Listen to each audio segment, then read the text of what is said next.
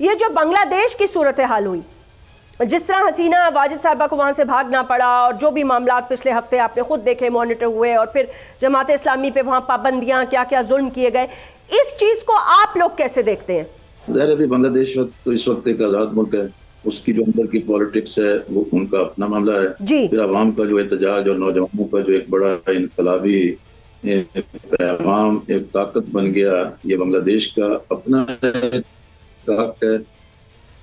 ہم تو اس لیے ایک پاکستان کے عوام دلچسپی رکھتے ہیں کہ بنگلہ دیش پہلے مشرقی پاکستان تھا، اور یہاں کی غلطیوں اور مجموعی خرابیوں کی بنیاد پہ ایسٹ پاکستان بنگلہ دیش میں چلا گیا، اور انڈیا ان چیزوں پر بالادست ہو گیا.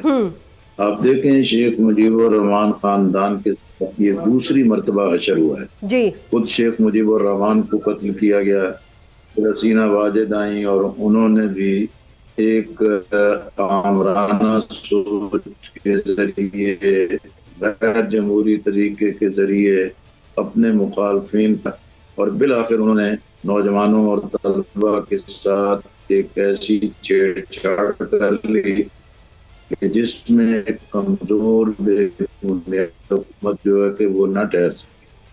اب انڈیا نے حسینہ واجد کو ریسکیو تو کر، واضح ہیں کہ جو بنگلہ دیش میں حکمرانوں کی روش کے خلاف جو ایک بڑی بیداری ہوئی ہے، یہ یقینی طور پر پورے خطے میں ایک بیداری کا پیغام کا ذریعہ بنے گی. میری یہی ہے کہ دیکھیں، میں بنگلہ دیش میں ہی کہا جاتا تھا کہ دو قومی نظریہ دفن کر دیا گیا، لیکن آج قومی نظریے کے اعلانیہ اس مقتل میں وہی دو قومی نظریہ پھر حقیقت بن کے ابھرا ہے. بے شک. اور یہ پاکستان کہ جسے اس کی پشت پر کھڑا ہونے انہوں نے ہر چیز کو بلایا، لیکن دیار عشق جو ہے وہ تو خاموش رہا، لیکن دیار مقتل جو ہے اس میں پھر وہی نظریہ اور وہی جو عقیدت اور وہی عبادت جو ہے کہ ابھری ہے.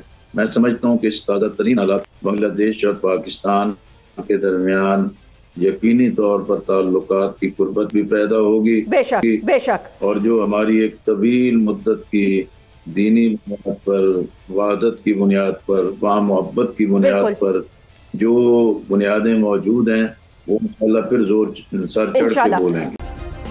سبسکرائب کریں اور بیل دبائیں تاکہ کوئی خبر رہ نہ جائے.